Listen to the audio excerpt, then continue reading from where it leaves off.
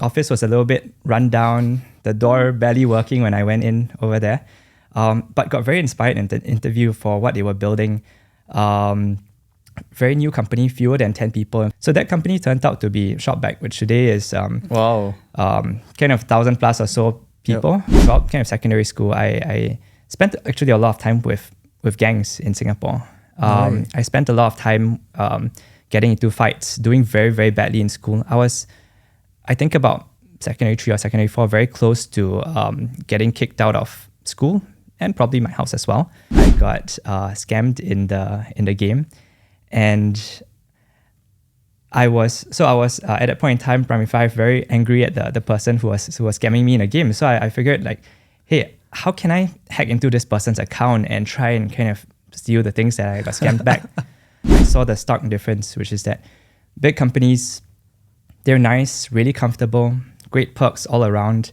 But staying there, it felt that it's very comfortable. If I wanted to grow exponentially faster, create an impact, really kind of make some change in industry, big tech companies are probably not the place to be for that. YC helped us to kind of just hone down, hey, in the early stage of a company, there's really only 3 things you need to do.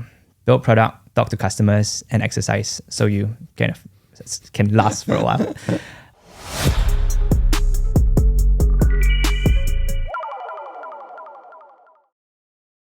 Morning, Josh. Morning, Austin. It's super nice to be here sitting with you.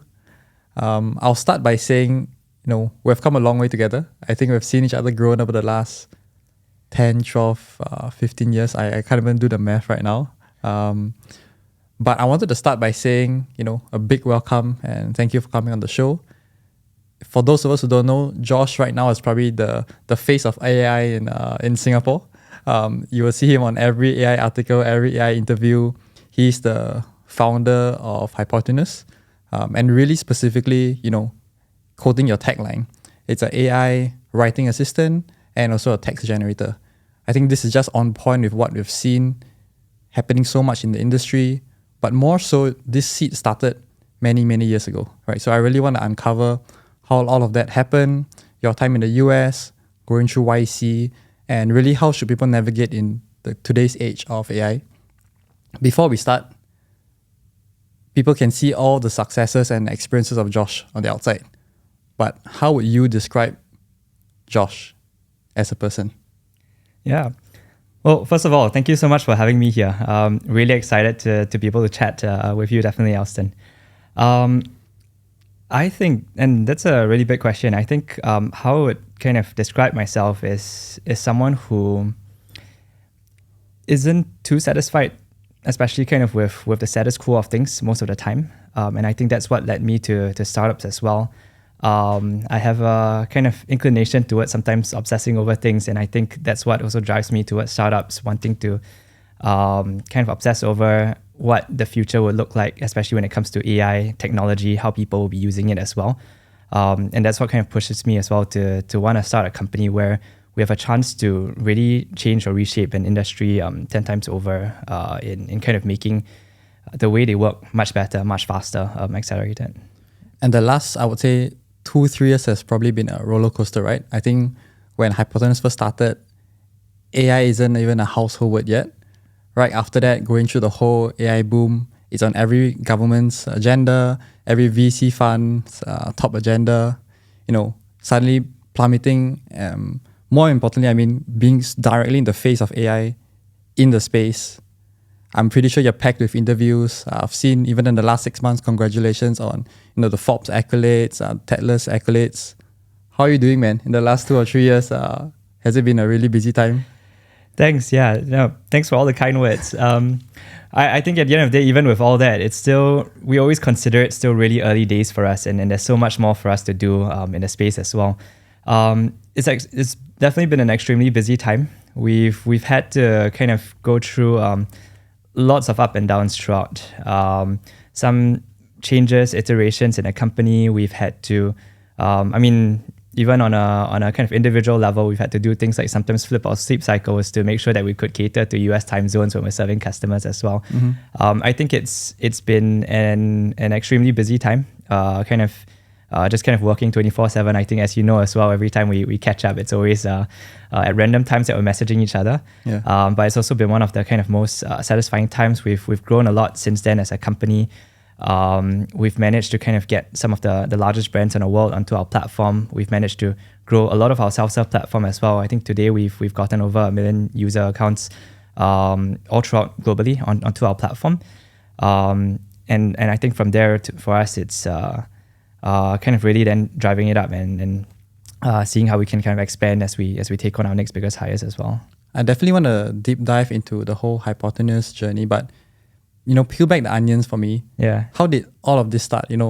From what I'm seeing on the outside, a lot of your experiences are influenced from maybe your time in the States. You were studying at Cambridge, seeing your peers going through YC. But if you help me to maybe roll back the years, I believe that the seed was started when you did some internships in Singapore, or even before that. I know you had your very first startup many, many years ago. So help me understand, how did the whole, what I like to say, how did the startup bug get to you?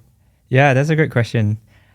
When we met and we knew each other from JC, right? When we met, I definitely had no idea I was going to be doing this. In fact, JC was probably one of the first times in my life that I was actually doing anything related to leadership, trying something even a little bit hard, or even my first times actually doing well academically. I used to be terrible at academics before that, the opposite end of doing well at things. I think the startup bug came from a few kind of places, but one of the core things was that after going through JC, after going through Army, I realized that I was kind of looking out for something where I wanted a bit of innovation, something around kind of being able to change and build on very frontier types of technology in some way. And as I was coming out of Army and kind of thinking about university, I had a good gap of time before university started. And most people I saw were wanting to go into banks, be a lawyer, kind of work in legal firms, go for big companies. But at a point in time, I felt that if I really wanted to do something, consider something like entrepreneurship or startups, I felt like the best way would be to go to something where it was a new company, it was a startup at that point. So I went to apply for an internship at this not known company at that point in time. Went for an interview. The office was a little bit run down, the door barely working when I went in over there, but got very inspired in the interview for what they were building. Very new company, fewer than 10 people. In fact, it was just kind of 5, 6, 7 or so people. And when I went in, we worked extremely hard at that point in time. I managed to kind of work very closely with the CEO. We drove kind of everything from work together with him on fundraising, hiring, operations, everything in the company. And it was just the most satisfying time. That led me to kind of learn quite a few things. One is just be inspired that people who start companies, oftentimes I felt like we think of them as this people who they've got some magical ideas and everything is just gonna flow and work out just from the beginning. Yep. But oftentimes it's much more like the decisions that they make that were different rather than that there was some sort of genius type thing and master business plan and everything's gonna work out. And just being able to see that and see that these iterations and decisions along the way could build something new and just create a lot of impact in the industry was what pushed me towards that. So that company turned out to be ShopBack, which today is kind of 1,000 plus or so people. Yep. But back then, being there in those early days really switched me from maybe I'm interested in startups and entrepreneurship to I definitely want to do this. And especially then going into big tech companies as well, I saw the stark difference, which is that big companies, they're nice, really comfortable, great perks all around. You have some smart people around as well, definitely. But staying there, it felt that it's very comfortable and things were okay, but they were just okay. Mm-hmm. And if I wanted to do anything more than that, if I wanted to grow exponentially faster, create an impact, really kind of make some change in industry, big tech companies are probably not the place to be for that. Because going through startups, I knew that this could be way faster. We could do a lot more things. We could work way harder to kind of get things done and fight against kind of different types of circumstances there as well. And that's why I decided that startups is definitely the place I want to be. And in this timeline, where did your first startup lays at, which is a personalized education system, when did this start and how did that start? I'm surprised you managed to pull that up as well. That was really early on. That was the moment I came out of ShopBack. This was, so I had 2 stints in ShopBack, but this was the first one, even before I went to university. So Okay. the moment I went into university, I couldn't hold still. So I went to ShopBack, then I had a stint in a VC as well, in Silicon Valley back then, or in the Bay Area. And the moment I left that and went to university, I felt that I needed to start something. I needed to kind of look for problems in the world to solve. And there were some things that I was really interested in. One of those was in education. So the moment I went into uni, that first semester, I barely paid attention in anything in university. I spent all that time looking around for one kind of people to work with, to solve problems with. I would kind of go for some coding competitions back then as well to kind of look out for like, hey, like, who are the best kind of engineers out there to work with as well. And then, so that was in the first year of university. I started this education tech company because I was interested in how we could make learning a lot more personalized with AI back then.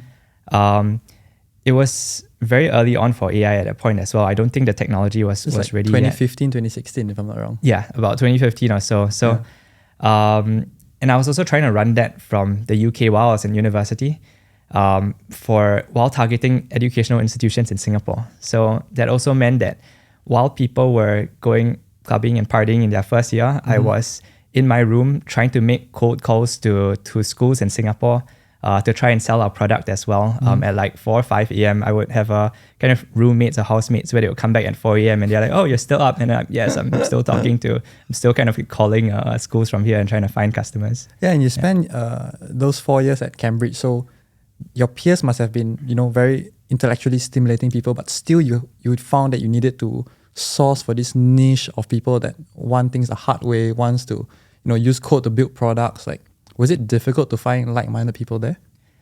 Yeah, so I think the great part was that I definitely found a lot more really intense, really smart people there, which was what I really liked. My lab partner in university was one where they came from like backgrounds of doing Olympiads, like math, science, physics Olympiads. They were very intense. In their first year, they got angry at the professor because he asked if he could skip to year 2 and the professor didn't let him naturally. And so he went to kind of stop attending all the classes and went to instead go do research and publish a paper by then. And he actually succeeded at doing that. So it was quite intellectually stimulating in that way that could meet a lot of good, obsessive, intense people as well. But it was a very different arena to startups because I think being in the Bay Area, people there tend to be looking at kind of new things to start, stepping out of what's the norm as well, and not really kind of completely focused on academics. Whereas Cambridge tended to be a place where it was quite academically focused. Lots of people wanted to do research or PhDs. So it didn't feel like, it still wasn't the kind of place where everyone there felt like it's all about startups. So I still had to kind of look for that niche group where these are the ones that are actually kind of interested in startups, entrepreneurship, wanting to kind of build something new as well. Yeah. And I think, in your time at Cambridge, you focused on AI ML. That also led you to doing your first internship at, big tech, right? Amazon in the AI ML team. What drove you towards that domain in 2015, 2016? This is when, if you said you were interested in AI, people would be like, what does that stand for? Yeah. What drove you towards that domain? Yeah, I think it was kind of pure just passion and interest in it. So I think all along the way, I had been very interested in topics around things like consciousness, the brain, kind of intelligence in general. And I was interested kind of in how you could artificially create that. And I was just interested in computers in general. I started programming somewhere around kind of maybe primary 5 or primary 6, around that time. And so AI was something that just caught my attention. And the more I dug into it, the more I was really interested in things like neural networks. It was still very early technology at that point in time. Most of it not formed up. It would have been kind of 7 years or 8 years before ChatGPT came up, or generative AI even became a term yet. But it was just something that caught my attention, and the more I dug into it, the more I obsessed over it. So I kept going in that direction. I focused a lot. I think even though kind of academics and universities, sometimes they try and give you a spread of a lot of different topics, I tend to kind of obsess over just a small number and go really, really deep into those. And AI and machine learning was one of those. And you started coding in primary 5. Like, how did that start? As a primary 5 student, how do you even know that there were such things? Or was it something that maybe, your parents exposed you to? Was it something that your peers had access to? You saw a video on the internet, Bill Gates talking about, programming? Like, where was that seed planted? Yeah, that's a great question. So I think to preface this, it wasn't something like, I don't think I went through a very Singapore or Asian upbringing. I didn't have kind of a lot of parents' influence of you need to do this, do that, or that you even needed to study. And so for one, a lot of the kind of default assumptions that I even needed to spend a lot of time studying wasn't actually very clear to me. I did very badly throughout primary school and secondary school. I failed most of my exams. I was actually very late to doing things like reading. I went through primary 1 even not knowing how to read English yet. But because of that, I spent a lot of time just on things that I was interested in, things that caught my attention. And one of those things was, as I was kind of going through primary school, I got really interested in definitely games. And RuneScape was one of them. I'm not sure if people remember what RuneScape is back then, but I played it a lot. Somewhere along the way, I got scammed in the game, and I was at that point in time, primary 5, very angry at the person who was scamming me in a game. So I figured like, hey, how can I hack into this person's account and try and kind of steal the things that I got scammed back? And I went down a rabbit hole of trying to figure out how can I hack into computers? How can I kind of create malware and viruses? And I learned that the way to kind of learn how to hack or to create malware is not to learn explicitly how to kind of hack, but to actually first learn how computers work and then figure out exploits for them. So at a point in time, I went out to buy a C++ book. I just went to a bookstore.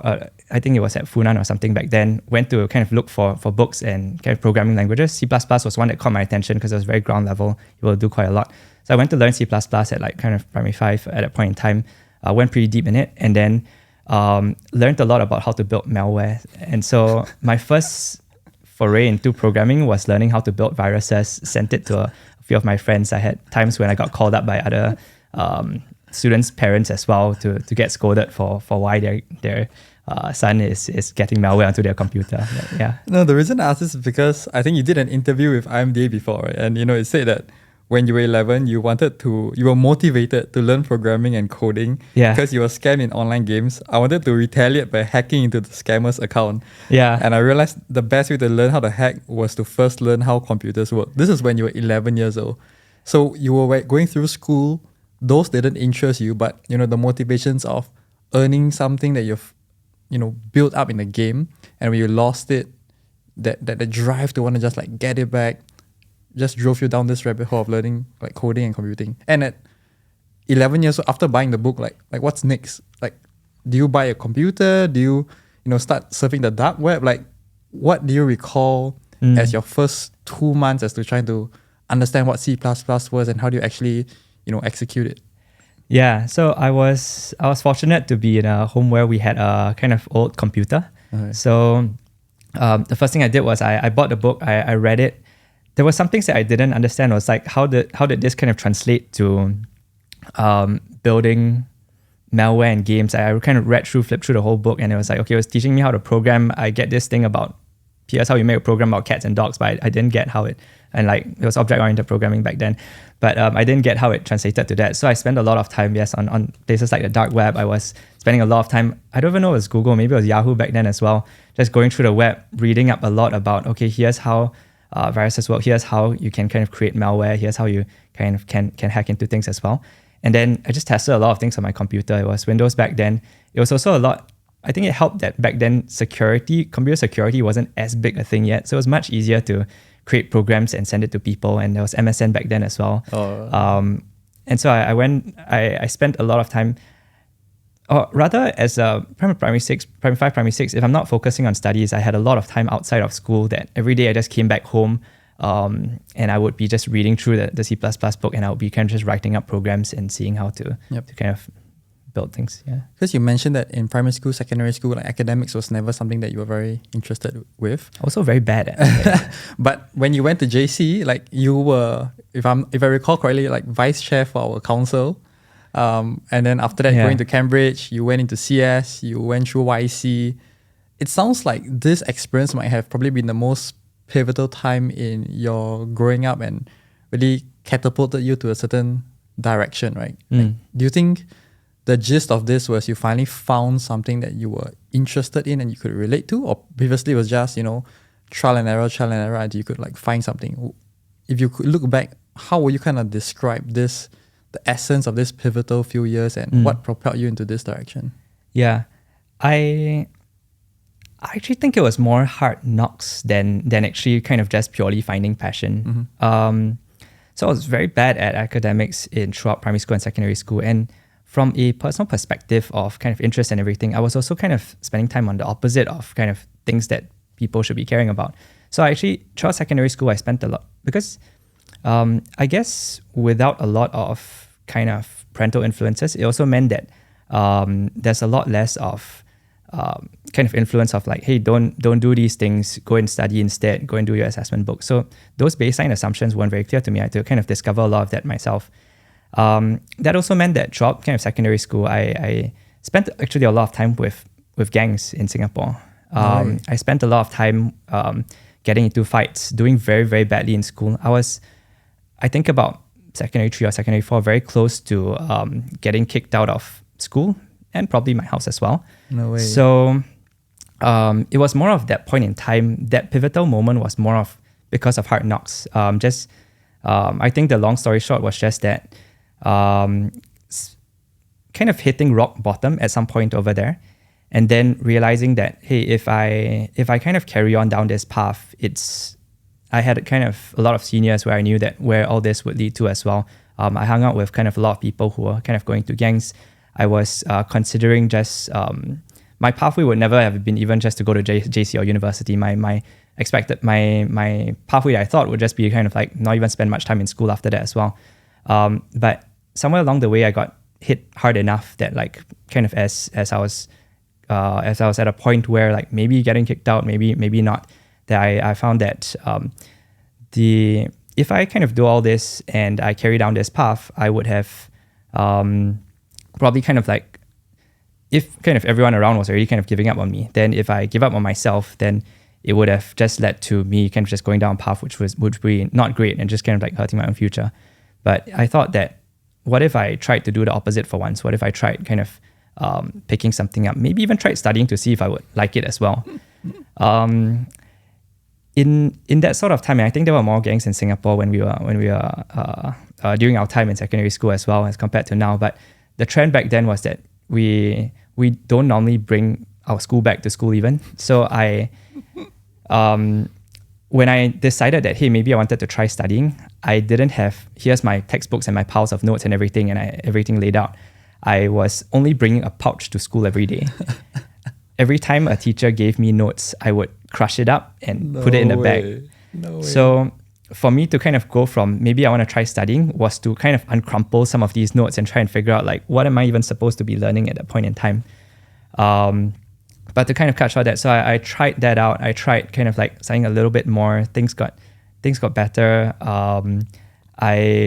I found kind of interest in things like math and physics and kind of just some of the arts subjects as well.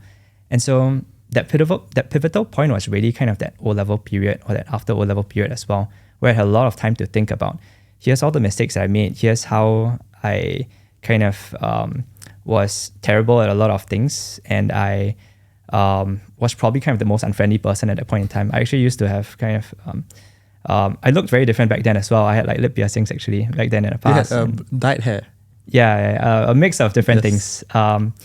And my pivotal point was more of just deciding that, hey, if I could restart everything all over again, if I was going to go to a new school, what would be the person I want to be, and what would be the things that I want to do? And so I started from the smallest of habits to even things like changing the type of socks I wear, the bag I wear as well. I used to be kind of this checkered, very what people call like Ah-Beng type of look, to kind of changing all that, and then and deciding that, hey, maybe I wanted to be a much more friendly person as well. And so I went and started day one of JC doing that.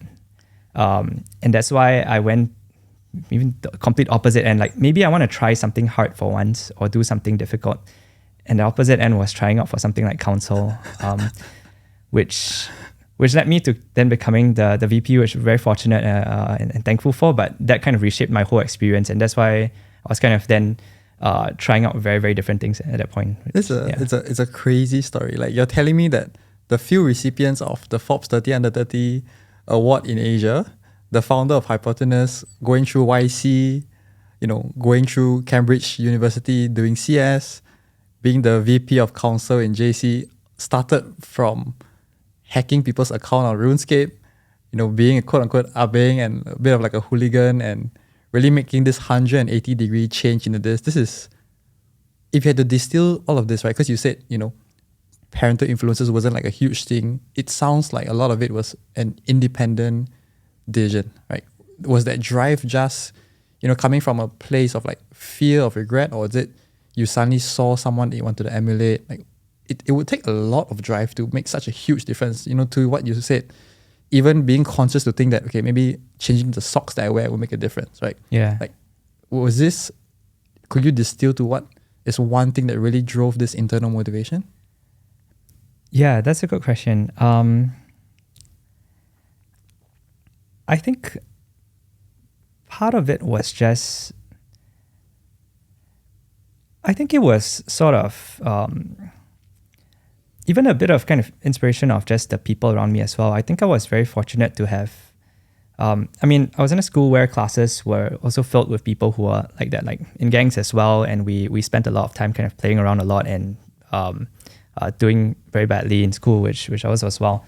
But I think what I realized was that even though we were doing really badly in academics, most people were good at kind of finding something that we really liked and hitting hard at for. And I think we had kind of one or two teachers that were just really great as well in trying to shape us and change us.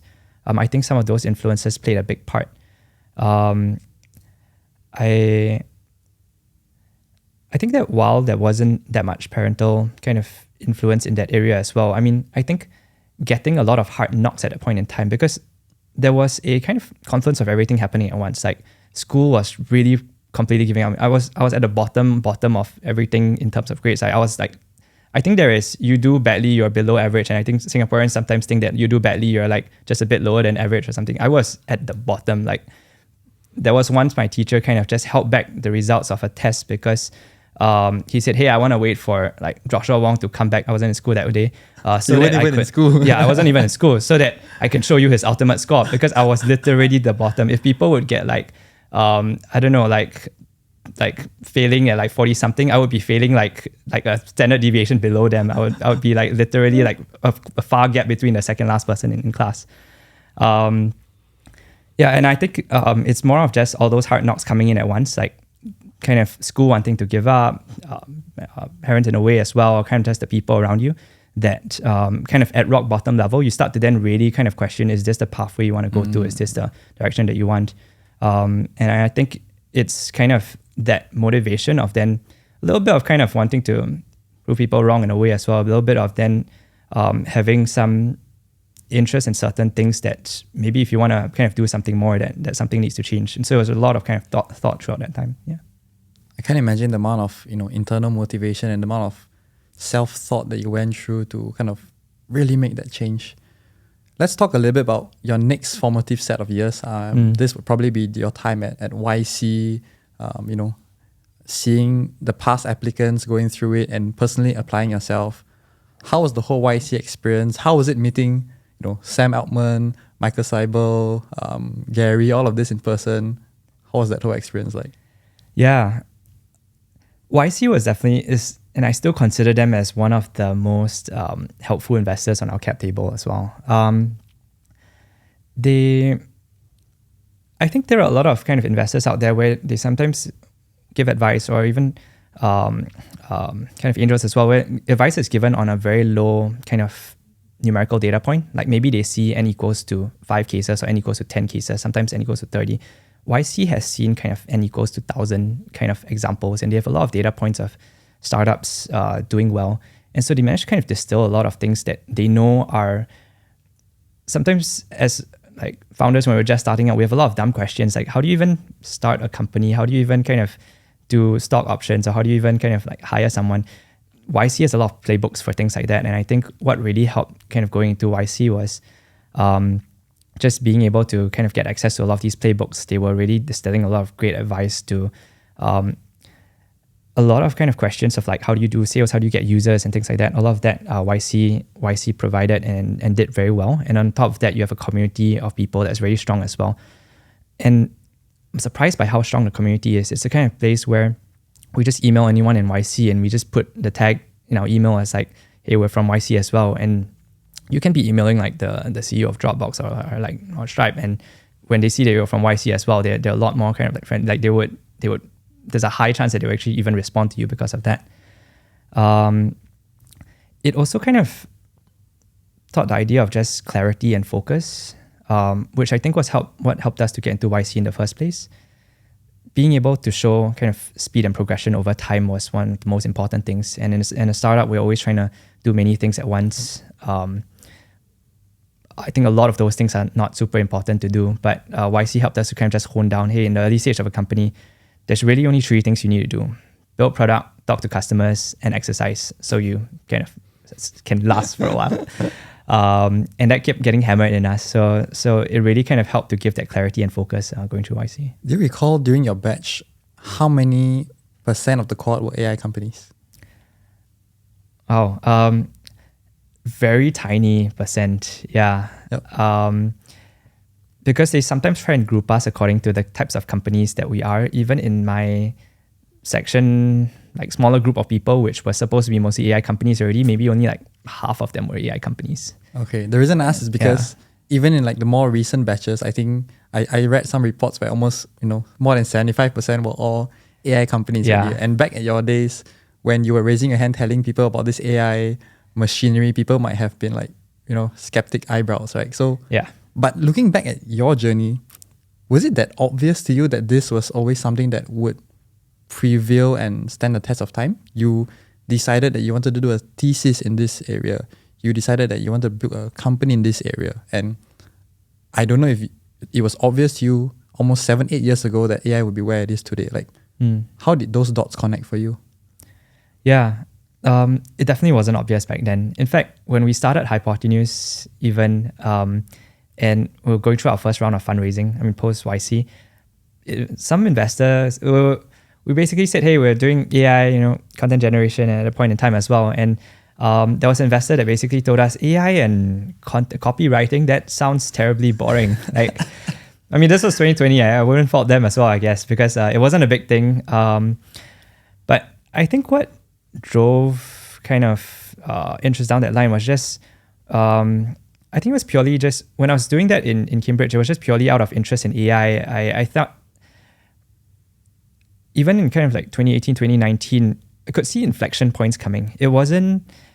It's not clear to kind of most, like externally, but within kind of the research field, I could see kind of just really big spikes happening at that point in time. So in AI, there were these techniques called transformers, which now underlie everything, all the kind of LLMs and generative AI that we do today. But it was already created in 2017, 2018, and every kind of new thing built on top of that was the leaderboards of how strong AI models could be was getting exceeded kind of every few weeks or months or so, even back then already.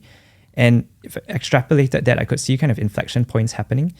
And so I knew AI was likely going to be big. It wasn't clear when, but I was just kind of following what I thought would be big problems to solve in a world and what sort of technology I was interested in as well, which led me down that path. When I started Hypotenuse, it wasn't clear that copywriting or content would be anything big. I didn't think it would be. People would be interested. I didn't think there'd be a lot of companies kind of even wanting to go into this space even. But we were digging very, very deeply into the problems that e-commerce companies had. And content generation was one of those biggest problems that I saw when back then I was also helping some friends to start e-commerce websites. So saw that problem set there as well.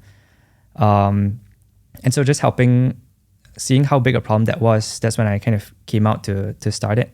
But yeah, it wasn't something that was obvious at that point. And do you recall at which point was there this inflection point where suddenly the whole world started caring about AI? Was this when ChatGPT first came out, or what were the first signs that, man, this is going to take the world by storm. Yeah, it was actually, I think it was two parts. One was when image generation started blowing up, and there were these first kind of DALL-E, Stable Diffusion type models that image generation going up. But really the big inflection point came when ChatGPT came out, because typically when all these advancements in research, AI research come out, most people will not have heard of them. It was only in kind of the small group of like people in AI already would be talking about them. I mean, to me back then, that can be like a lot of people around already, but people outside of the field, like working in government or anything else, probably wouldn't have heard of them. But suddenly when ChatGPT came out, the interesting part was that when it first came out, I didn't think it was anything big, because from an AI research perspective, we already had models that could generate content, speak, and write pretty well. So when I came out, I played around with it and I was like, oh, cool, this is pretty nice. And then I went back about my day. But 1, 2, 3 days later, suddenly I was receiving messages from people who had no interest in AI or wasn't thinking about it. And now they were talking about ChatGPT as well. And by like 4th, 5th day, I figured that this is going to be something that's really big, because these were spheres of people that were not even in tech, and they were already talking about it. And that was when that whole wave came. That was when ChatGPT just blew up and generative AI became a huge thing. Did the investor that said AI content writing was boring, did he message you back? Actually. I mean, I think there was a lot of change at that point in time. Suddenly the investors who weren't thinking so much about AI, content generation, anything like that, a couple of years later, everyone wanted to invest in AI. Yeah. I remember because I think almost 2 years ago, before I started my startup experience, I visited you at your office back in one of the blocks at JTC. It was like a quote unquote, not the most glamorous office, 6 or 7 years over there, but you guys were so passionate about it. I think I even came down at night, like 8, 9 p.m. I rode my bicycle down, you guys were still there. I think we were there to like 10, 11. And that time, no one cared about AI yet. And this is just like maybe 2 or 3 years ago. I remember you were showing me how you guys did image recognition before that generated a few text prompts, how you could regenerate it. You were still thinking about what is the pricing model, how should we scale sales. How has the whole wave of AI attention helped in terms of fundraising, sales, hiring? It must have been like 100x acceleration in all dimensions. Yeah. It's definitely helped in kind of most of the dimensions that we can think of. From a fundraising perspective, definitely. We weren't planning to kind of raise a little bit more, but as that wave was coming, we took a quick opportunistically as well, because we were also doing well at that point in time, to just kind of raise a quick round. If fundraising was extremely difficult in the past, where you would receive like 100 no's and you would spend more months kind of fundraising for earlier round, the round we took after that, we probably kind of closed that round in like two weeks or something like that. It was extremely kind of like fast. Everyone we spoke to was just interested and they just wanted to kind of get money. From a customer perspective, so there are pluses and minuses of a space suddenly being hyped. Definitely it invites a lot more competition. Suddenly everybody who was doing something else all wants to kind of move into AI as well. And so every person would be kind of like starting an AI company at that point in time. So there's a lot more noise. But what really helped was that we were focused on a very particular customer group, which was e-commerce businesses and brands. And so back then, pre-generative AI, ChatGPT type of wave, we had to spend a lot of time educating these companies. They didn't have AI budgets. They didn't even know that AI could do all these things. So we had to educate from the ground up of, hey, AI can actually generate content and it can generate fluent content for you as well. Post that wave, they all understood it. They knew that this technology was capable and possible, and then they start looking for specific things that can help their actual business processes. So what helped a lot is it helped us to accelerate a lot of things. Now, brands that we speak to, the sales cycles are faster because they have budgets here. Most of the executives already understand that AI is a big thing and they want to catch on, and they just want to make sure that then there's ROI for them. So it helped us a lot with those sales. One thing in my own founder journey is often I'm one of the youngest in the room. And I think, I always feel a bit of like a chip on my shoulder, a bit of imposter syndrome where, when everybody goes around the room doing a self-introduction, I'm just like, I'm a founder. Everyone else I've done like 20, 30 years in here. And when the group breaks out, naturally they all go to people who they've heard of the big brands before. So I always feel like there's a chip on my shoulder, and because I'm young, maybe people regard me less. It must be more amplified for you, given that, you're suddenly pushed into this scene where everything is so much more visible. Do you face your fair share of quote unquote skepticism or critics because you were young? Yeah, definitely. I think kind of as with young founders, we especially when selling or like speaking to kind of a lot more seniors or people who were kind of executives, larger companies, or people who kind of even wanted to pull together conferences as well. The natural thing for them to go for is they want to go for people with like 10 years of experience, 20 years of experience over here. And so if you're someone as young, people kind of don't sometimes will not regard you as much as well. Yep. There is that, I think, fair share of kind of imposter syndrome there. I think the thing about generative AI at least is that this technology is so new that I don't think there is kind of no 10-year, 20-year experience in this space. Lots of people who are kind of the best at building over here have to have kind of accelerated and learned very, very quickly over the last few years. There are definitely people that have more deep learning experience with neural nets and kind of generative AI before it was called that in the kind of past half a decade. But a lot of this is still kind of pretty new.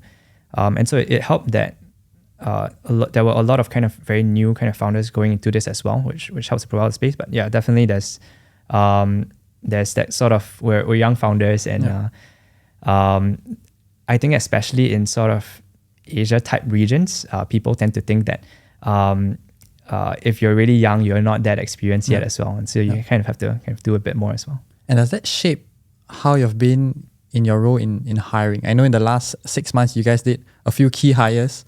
Most recently with the CEO appointment. Does that set in more whenever you have to hire someone a lot more senior in the sense that they've just spent more years in the field, have seen and be able to hopefully pattern match more scenarios? How is your experience like being from 2 years ago where you have to convince people what AI is to now you need to, helm the company, but also bring on A-star players, right? How has that hiring journey been for you? Yeah.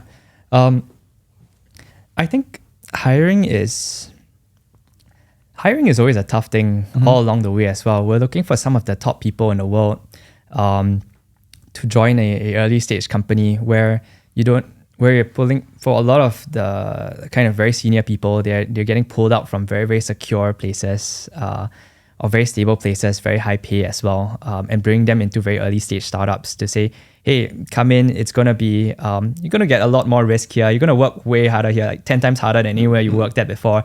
It's going to be riskier. You might even have to take a pay cut or something like that as well. But join us. Yeah, but join us.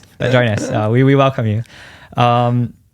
It's definitely not easy to kind of do that sort of hiring, but I think looking for the right people, and that's why we kind of look for very, very specific traits as well, where they are people who are interested in startups. The kinds of people who are interested and understand startups will be the kinds of people looking for opportunities like that, where they know that they've been through very stable positions before. They get it. It's good. It's comfortable, but they want something more. And that's the kind of people that we look out for. And that helps us to kind of get some of the really smart, very capable, kind of scrappy people on board. Yeah.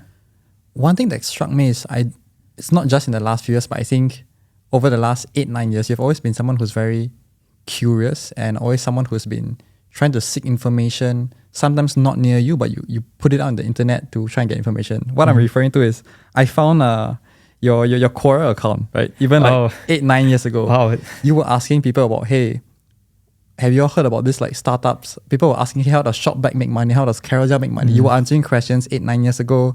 I think you were asking questions about AI ML 5-6 years ago. You were asking questions about fishes and aquarium. This is what I read on Quora. Like, are you just someone who's inherently curious, or like was that just part of self-discovery? Yeah, I'm surprised you found that Quora account. Maybe slightly embarrassing that it's such an old Quora account that's still live on the internet. I think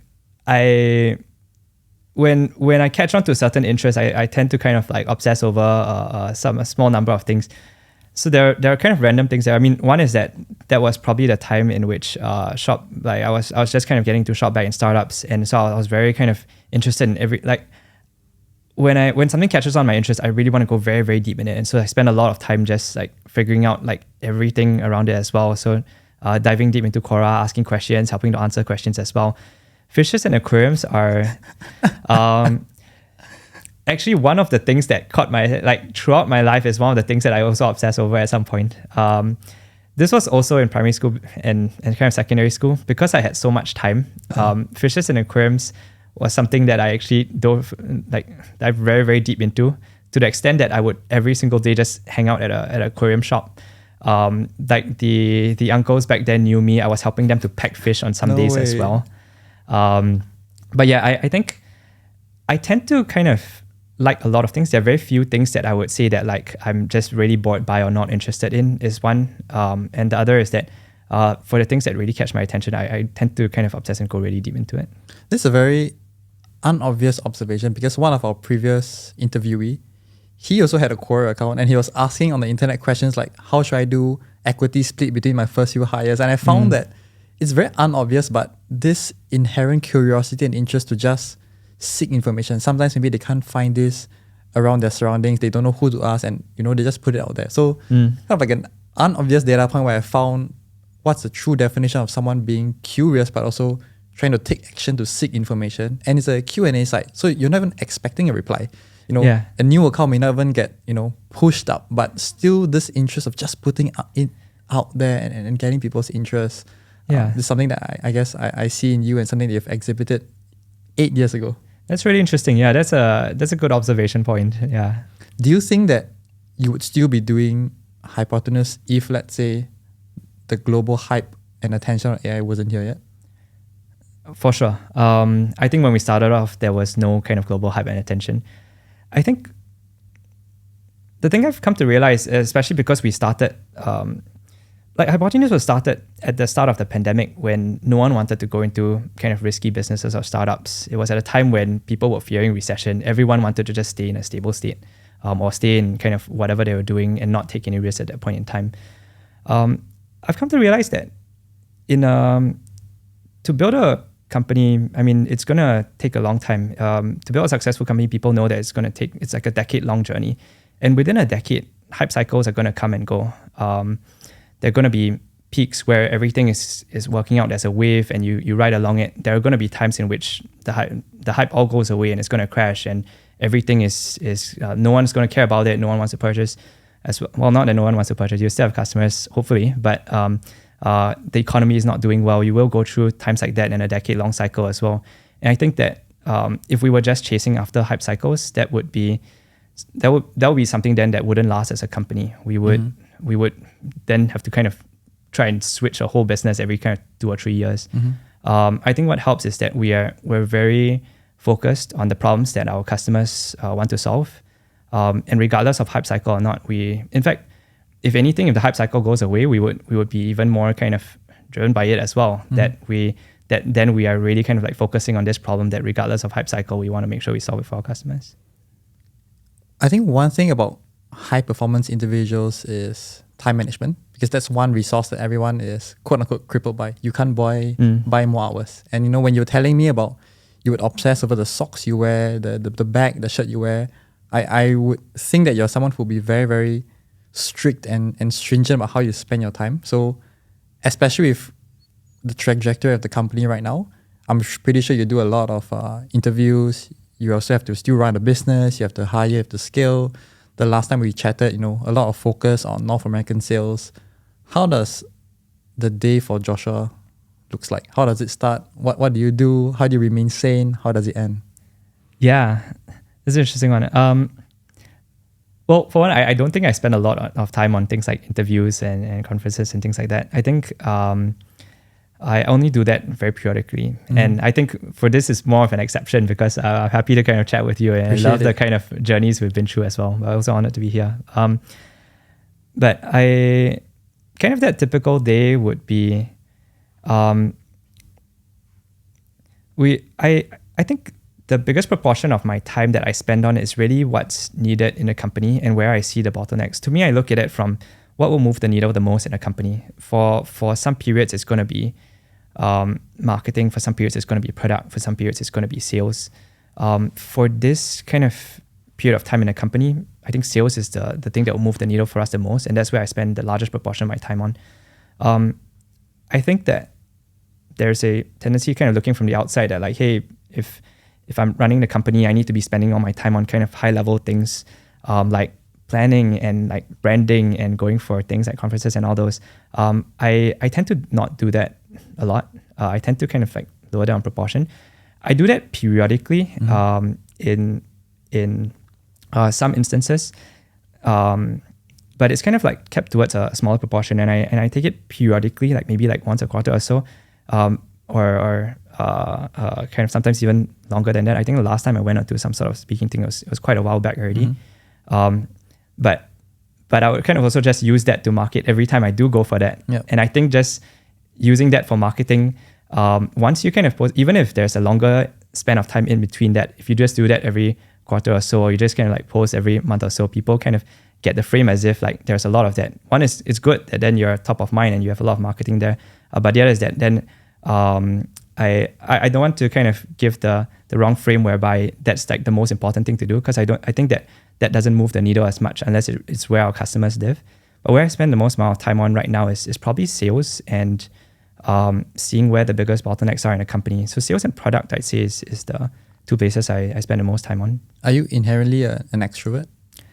I don't actually know. Like, I think I'm somewhere in between. And I've gone through different parts of my life where I appear more like one than the other as well. Yeah.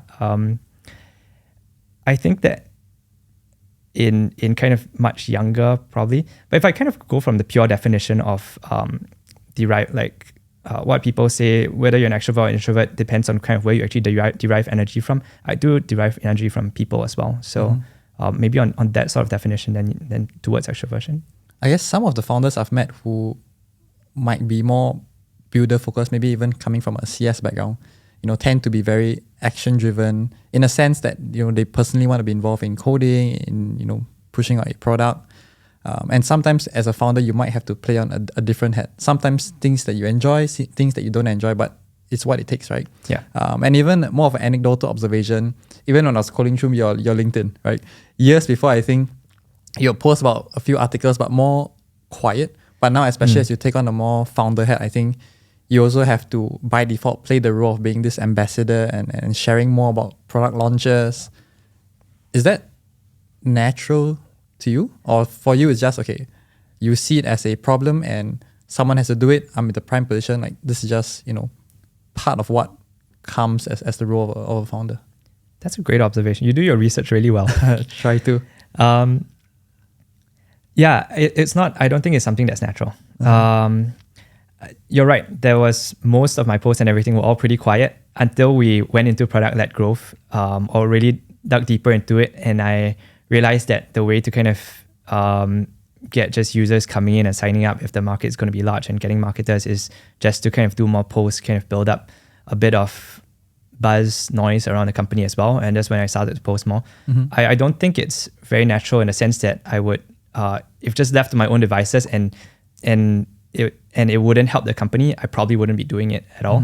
But it's more from, it's going to be helpful to a company. And I think I tend to be interested in a lot of functions as well in general. So most of the time when I'm switching between functions in a company, I don't think of it as, oh, I hate this thing and I just got to do it now. I think of it as, that's pretty interesting. If I had more time, I would definitely want to try out lots of different things. And it's more like, it was kind of a fun thing to kind of go into as well. But yeah, it wasn't natural. I went into it more when I felt that it would move the needle for the company. I think one of the big topics now is this whole global competition to be the AI superpower.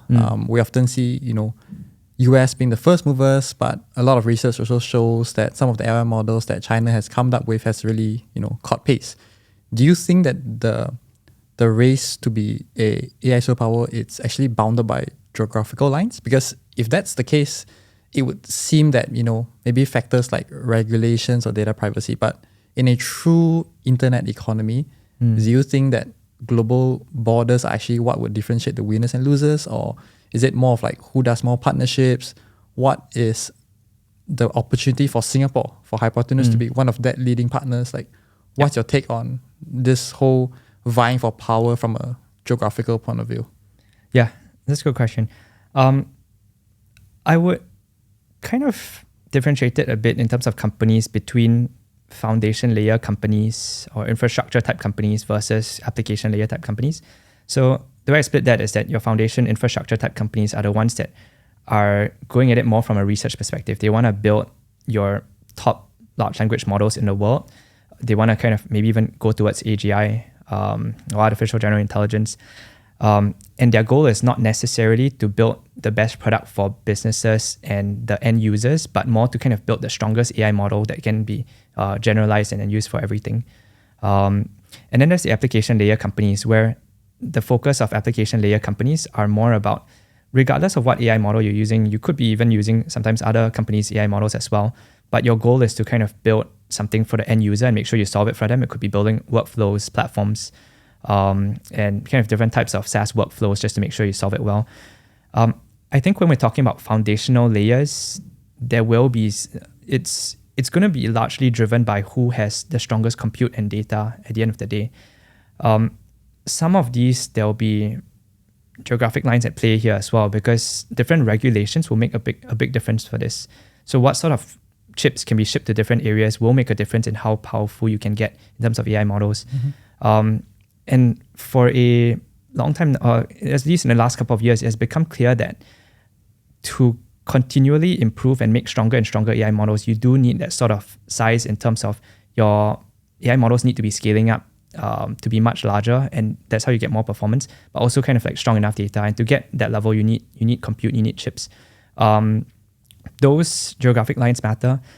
Those also, it matters kind of how long that they've been in that space. So in the arena, Singapore can definitely kind of make some headroom in terms of smaller models, kind of even some edge at that. But when we're talking about kind of global superpowers here, or who will be the best at that, the history of that, of just having more data, there are certain countries which have much larger amounts of data. There are some countries which have much more amounts of compute right now, that they have an advantage over there. When we're talking about application layer, then this game is a lot more open. I don't think it's that it has to be kind of going to your largest countries or anything like that. It depends a lot on, you can be located anywhere in the world. Then it's about how you can, how well you're doing go to market, how well you're selling, and how well you're building your product to make sure you're solving a user's problem there. And that can be anywhere. I think one casual remark or joke that people make in the space is every time OpenAI does a new demo day, half of the AI companies kind of gets made redundant. Yeah. How do you feel in pushing Hypotenuse in the ability to create a niche, create an expertise, and rise above the noise? Yeah.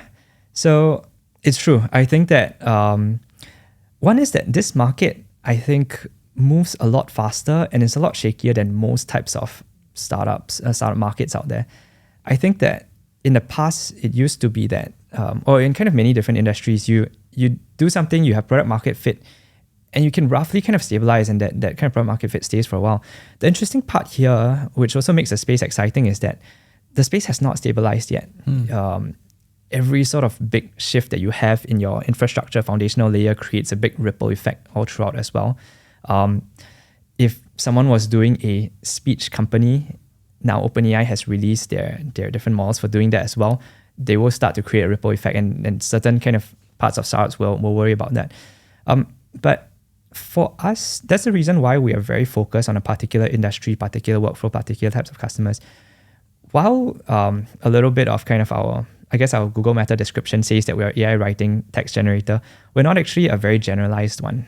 So the average consumer or business is probably not going to be our target customer. We're hyper-focused on e-commerce brands and very particular workflows in them. E-commerce brands means that they're selling something. We usually focus on ones where they have a large catalog. A lot of the things that we build into our platform are things like being able to integrate with a lot of infrastructure in e-commerce. So things like product information management systems, being able to publish straight into their live systems. We have a lot of workflow building tools where we make it so that a writer and editor can come in, they can handle things in bulk, because if you're dealing with an e-commerce catalog, you're going to probably have hundreds or thousands of products. These things and a generalized text generator will not really focus on. These are types of workflows where it's very specific. It doesn't make sense for a AI model builder to kind of go after, or an open AI to go after as well. They're very focused on AI models, on kind of building the strongest. And I think the fundamental question to us and to startups out there is if we imagine that your foundation models get 10x better with lots more modes, multimodality. So not just being text, but super strong at solving images and videos and sound as well. Does this startup still have room to exist? For us, I think that's true because an AI model is actually only a very small part of what we offer. Even if our AI model gets 10 times stronger, it will only kind of benefit all the things that we're doing. But a lot of what we solve for the brands that we work with, these are enterprise scale. They have lots of processes and workflows that we build around as well, which a lot of the complexity there then lies in actually the business logic of managing things in bulk, managing products, taking in very raw forms of data. We actually focus on a lot of the unsexy problems in e-commerce as well, which is things like people spend a lot of time kind of copying and pasting, moving data around, cleaning up their data. We do that all in single clicks within our platform. And then on top of that, have that sort of AI model where it creates the content. And I mean, the proof is in the pudding. You mentioned that you guys just crossed your 1 million user mark. So congrats on that huge milestone. Which I mean, just a few months ago, I saw that you guys crossed 500,000. So I think it's kind of at this inflection point where, the growth starts getting compounded, right? And especially as you start pitching to MNCs, what have you found to be most convincing for them when they say, hey, I'm already using ChatGPT, I'm already using Runway? Like, what have you found to be the best angle where they say, yes, I want this specialized solution through Hypotenuse? Yeah. In fact, our favorite types of brands to speak to are ones where they're already using ChatGPT or already using one of these, because then they understand the use case, and usually then they come to us with some sort of pain point where, hey, I'm using ChatGPT, but I have kind of hundreds of new products coming in every single month. One is that I'm using ChatGPT, but the voice just doesn't match. We have very specific brand guidelines that it needs to follow. No matter how I ask the question, I can't get it to follow that. I have hundreds of products. I need to kind of copy and paste every single one to ChatGPT, try and figure out the right question to ask. This is super messy. It takes me more time to kind of move all this data around and ask these things than just to actually just write it myself. It's better than that. And so then they look for a tool that's really specialized in what we focus on, which to us, it's then a few things. One is that when it comes to branding and brand voices, we've trained our model very specifically to be able to handle e-commerce type of products, very raw types of information. They don't have to kind of mess with any prompting or questions. We can integrate with their system. We pull in all their products, very raw types of information, and we can pull in hundreds or thousands of products at once as well. We generate that content for them. All of this, we usually have a bit of a setup for them where we train it to their past writing, their guidelines as well. And so when content comes out, it's already specific to the way that it's already tailored to how their brand writes. But on top of that as well, we have very specific workflows where it handles all this in bulk. And these are things where even when you have really strong kind of like ChatGPT, Runway type models, it doesn't do this for them in the processes where you're handling large numbers of products at once as well. They don't want to deal with a chatbot. And so for us, having those sorts of workflows where you can just click a single button and you have something like 1,000 descriptions all created for you at once. You have checkers where it checks to make sure it follows all your guidelines. And on top of that, once your product and your content goes out, we help you to have monitoring as well. So it triggers and it checks your rankings to see whether after it goes out, which of these which of your products should you even focus on optimizing a little bit more for. And so within this whole workflow, an AI model itself is actually only one part of the process. Yeah. After sales, customer support, the prominence of this, I guess that's where being niche and able to really focus and target one market can put you ahead of everyone. Yeah. From a broader sense, where do you think this leads towards the future of work? And in the perspective that recently, we had to do a leaderboard for a competition for users. Yeah. And what would take, 2 days to create TNCs, we created that in like 10 minutes, right? Where do you think this takes us to in the future of work in the next 2 to 3 years? Yeah. You mean kind of in general future of work? This is a really tough question to answer because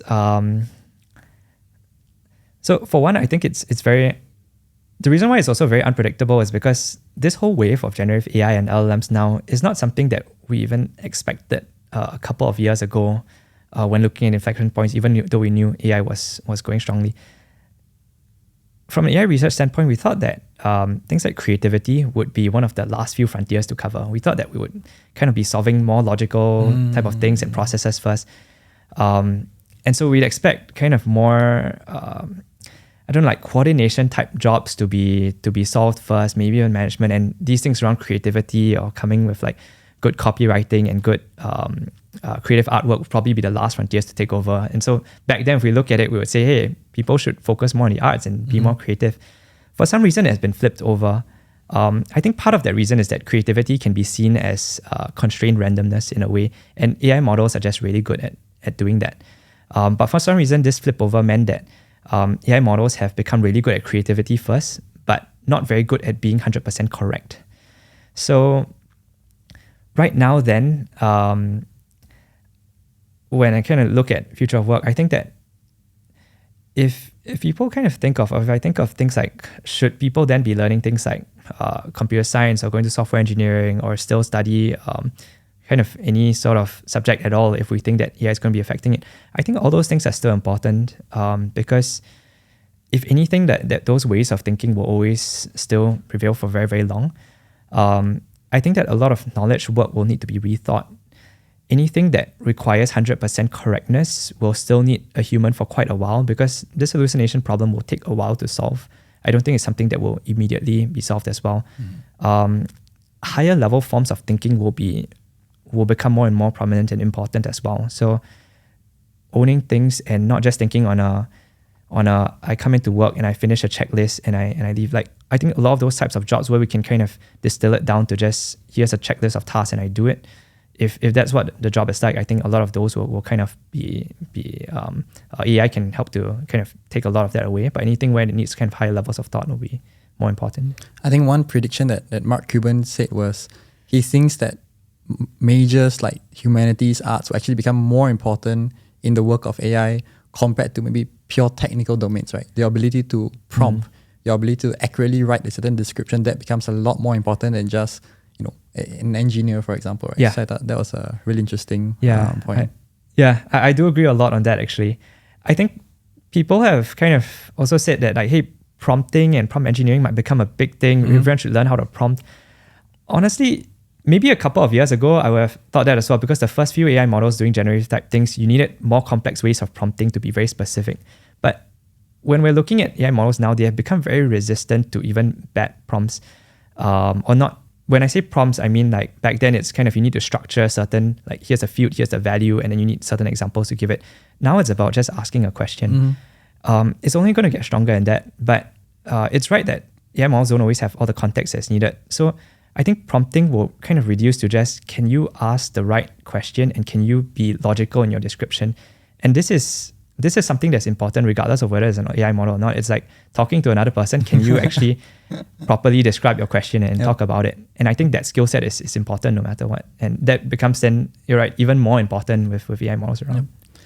Wanted to round things off by bringing the conversation back to Joshua. Apart from everything that we've heard of from Hypotenuse, the whole global effects of AI, but more about Joshua as a person. If you wind back time and bring back to the Joshua when he was 12, 13, 14, he was not carrying a school bag, he was carrying a pouch. When the teacher gave him a piece of work, he would crush it up, put it in his bag. He had piercings, he had a dyed hair. He wasn't even in school during the day where the teacher was giving out exam results. Given all that you know right now, and you have the chance, what would you have gone back to tell this like 12, 13-year-old Joshua?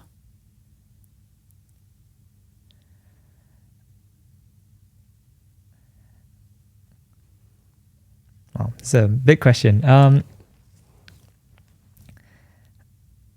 think a few things. I think one is kind of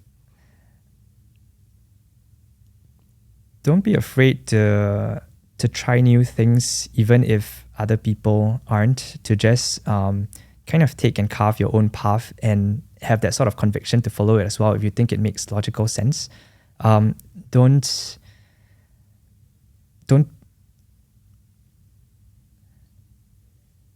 Don't focus too much on what the defaults of the world should be, and rather kind of like follow that sort of conviction that you have. Try hard things. I think that there are a lot of things that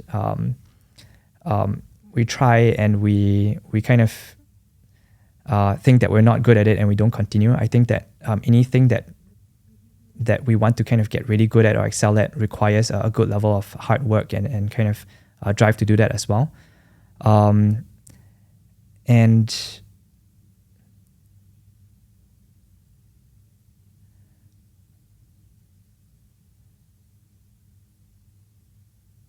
this will be cut, right? It'll be edited, right? Yeah, don't worry.